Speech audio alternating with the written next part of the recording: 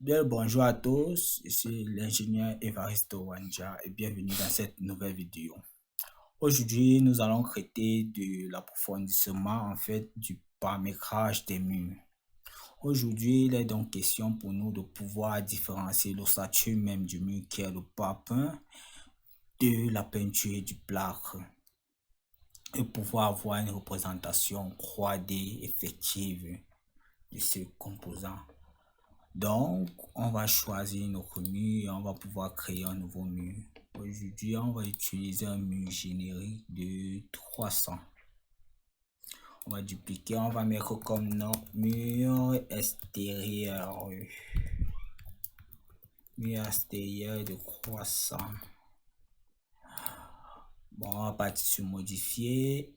Ossature, on va prendre comme catégorie le béton. Je dis n'importe quoi. Bon, béton ne se trouve pas dedans, donc on va chercher ici dedans.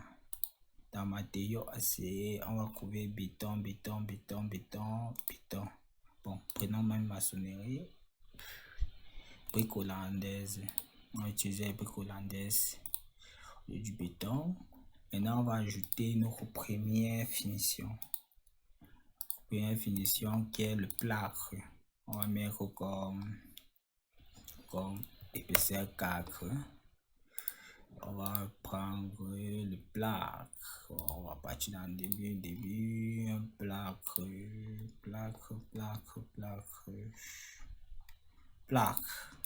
On va monter sur la flèche, on va cliquer sur OK. On va insérer la finition extérieure qui sera toujours un plâtre hollandais. Épaisseur 4. On va insérer maintenant notre finition, notre deuxième finition qui est quoi? Qui est la peinture.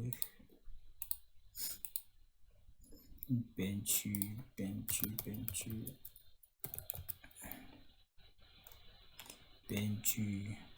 En choisissant peinture, on va la dupliquer. On va prendre une peinture jaune. Mais n'oublions pas, il faut aussi dupliquer en fait la ressource ici pour que ça ne puisse pas influencer le modèle original.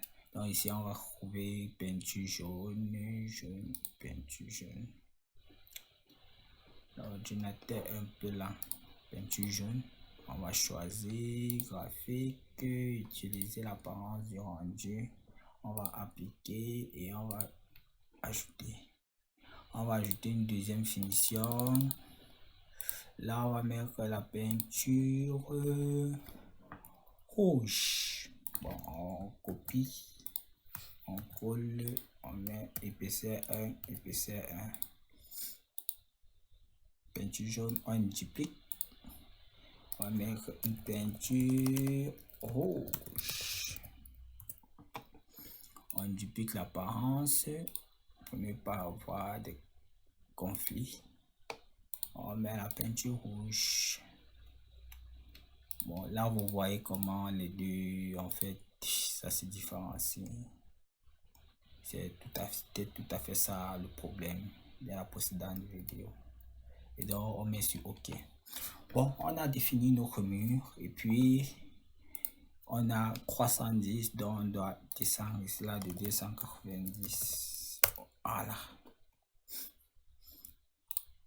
Bon, et là vous pouvez voir le détail en fait de notre mur. L'astuce ici là est assez simple. Lorsque vous prenez par exemple, vous voulez identifier chaque composant de votre mur, si vous voulez voir l'ossature, vous appuyez là et puis il va être en surbrillance de ce côté-ci. Vous appuyez là, attendez.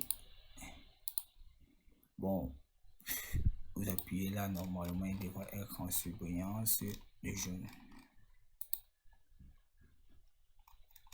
Bon, je pense qu'il faudrait d'abord modifier. Maintenant, c'est que tu appuies là, ils sont en surbrillance. Tu appuies là, ils sont en surbrillance. Tu appuies là, et ça permet en fait de se repérer dans notre travail. Donc, ici, il était question en fait de pouvoir devoir prolonger en fait les peintures ou bien le plâtre par rapport à notre pape. Donc, c'est assez simple. Vous venez dans Vue, vous prenez coupe, modifier, attribut. Vous partez sur modifier. Ensuite, choisissez par exemple, vous appuyez là en bas. Et quand le cadenas devient de couleur orange, cliquez, c'est pour que ça se débloque. Vous venez ici, vous cliquez toujours en bas, quand ça devient orange, vous débloquez. Bon, quand vous appuyez sur OK, ça vous donne maintenant l'opportunité en fait de jouer en fait sur le prolongement de la peinture. Donc, quand je dessine comme ça, j'ai mon mur.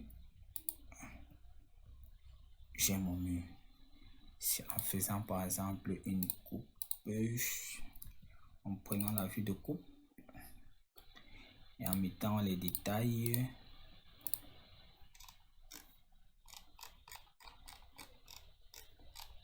vous verrez ici que en fait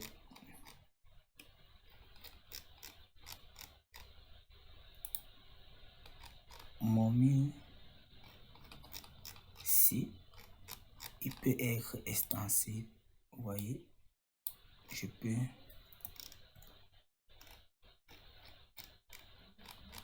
peux prolonger le plâtre et la peinture, ce qui fera que si je suis en hauteur, si je suis sur 2 niveaux et en définit conformément mes murs, j'aurai pas de problème. J'écrase. Et sur 2 niveaux, en fait, la dalle n'aura pas la même couleur en fait que la couleur de vos murs, à moins que vous mettez une autre couleur à la dalle. Et puis vous serez obligé en fait de faire ces prolongements pour pouvoir ajuster au même niveau.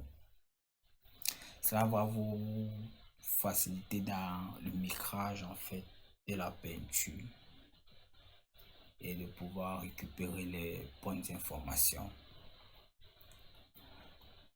Bon, par rapport à la vue 3D, comme vous pouvez le voir, on passe sur vue 3D. Et puis, vous pouvez voir notre mur qui est coloré.